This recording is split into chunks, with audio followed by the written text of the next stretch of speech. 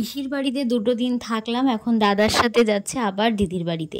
পিসির বাড়ি যাওয়ার সময় এই নদীটা পার হতে হয়, তো একদম দিদির বাড়িতে গিয়েই দেখা হচ্ছে।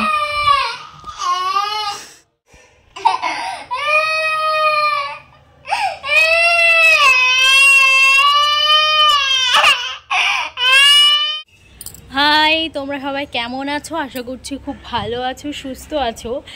আমি এসেছি আমার দিদির বাড়িতে। আজকে অনেক দিন হয়ে গেল, মানে 6-7 দিন তো হবেই, এতদিন হয়ে গেছে।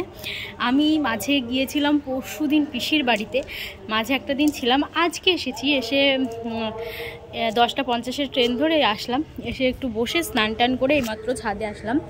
এসেছি দিদির বাড়িতে ভালো দিনে, পাশেই ভারত সেবা আশ্রম, ওখানে একটা অনুষ্ঠান হচ্ছে, যাব দিদি, আমি আর মাসি। তো তোমাদেরকে সঙ্গে করে নিয়ে যাব, ভিডিওটা কেউ স্কিপ করবে না, দেখতে থাকো।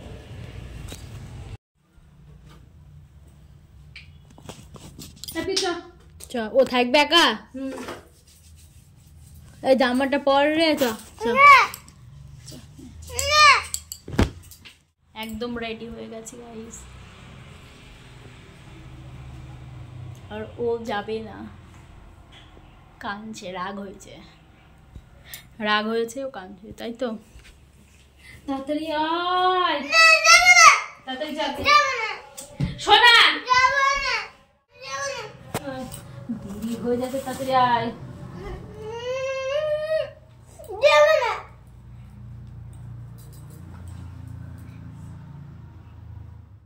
যাই হোক, ও অনেক রাগ করার পরে ওকে ফাইনালি রেডি করা গেল।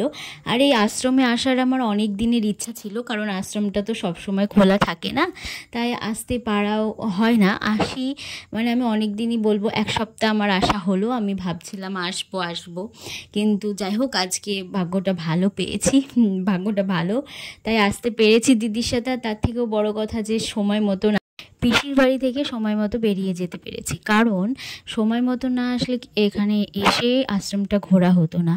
অনেক দিনের ইচ্ছাটা পূরণ হলো। দিদি বলতো, দিদির কথা শুনতাম, গল্প শুনতাম, কিন্তু আশ্রমে এসে ছোট ছোট বাচ্চাগুলোকে দেখা।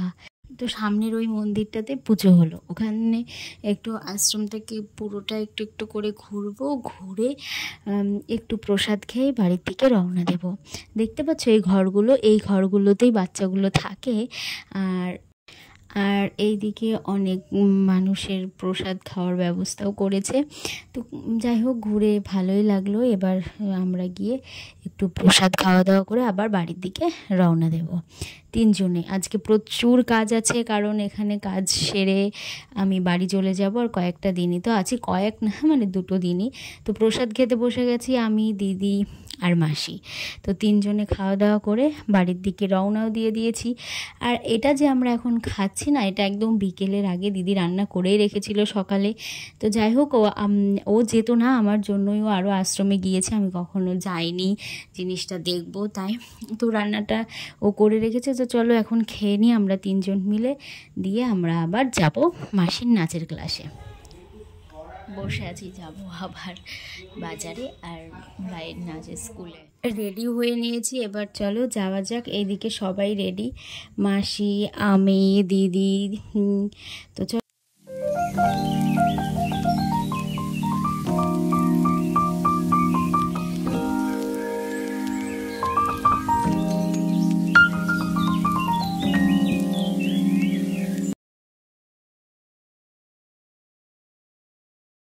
আস্তে না আস্তে রেল গেটও পড়ে গেল। তো চলো আমরা একটু সাইড করে যাই, আর এখান থেকে স্টেশনারি দোকানে যাব, দিদি, আমি আর মাসি। দিদিরও কিছু কেনার আছে, আমারও কিছু কেনার আছে। তো আর প্লাস জায়গাটা আর একটু ভালো করে ঘোরা হবে 3 জনেরই। আর তো নেই, একদিন মাঝে থাকবো, কালকে পরশু দিনই চলে যাব। তো তাই দিদির সাথে চলে এসেছি। আর মাসির আবার আর আসতে কবে আসবো কি আসবো না, মানে বাজারে আসবো কি আসবো না, সেই জন্যই কালকে বাড়িতেই থাকবো।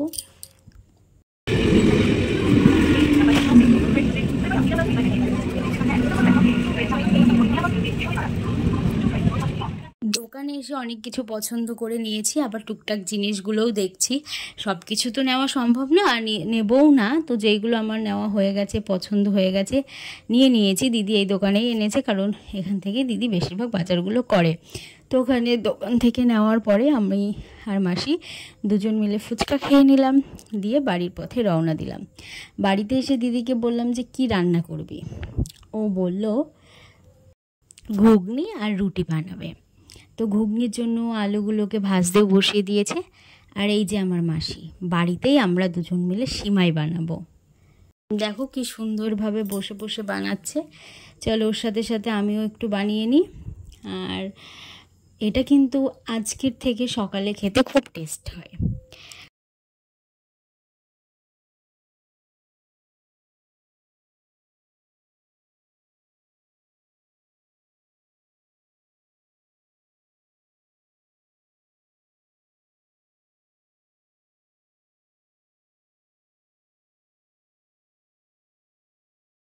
ছোটোবেলা থেকে এটা আমার প্রিয় খাবার, আমার জেঠিমা খুব ভালো এটা বানাতো। আর এখানে আমাদের রাত্রিবেলাকার খাবারও মাসের মতন একটু সসও নিয়েছি, স্যালাড, ঘুগনি, রুটি। খুব সুন্দরভাবে আমাদের খাওয়া দাওয়াটা শেষ করে নিই। আরও কিছুতেই ক্যামেরার সামনে আসতে চায় না, দেখো কীভাবে বসে বসে খাচ্ছে। তো যাই হোক, ভিডিওটা কেমন লাগলো অবশ্যই কমেন্ট করে জানিও। ভালো চ্যানেলটিকে সাবস্ক্রাইব করে দিও। সবাই সাবধানে থেকো, টাটা। আর এরপরেই ব্যাগ গোছাবো, ব্যাগ গুছিয়ে জামা কাপড়গুলো ঠিক এইভাবে অবস্থায় পড়ে আছে। আমি এখন লাগেজ গোছাচ্ছি। তোমাদের বললাম না এটা পরের দিনের সকালের বেশি টেস্টি হয় বাসিটা, তো সেটাই খাচ্ছি, টাটা।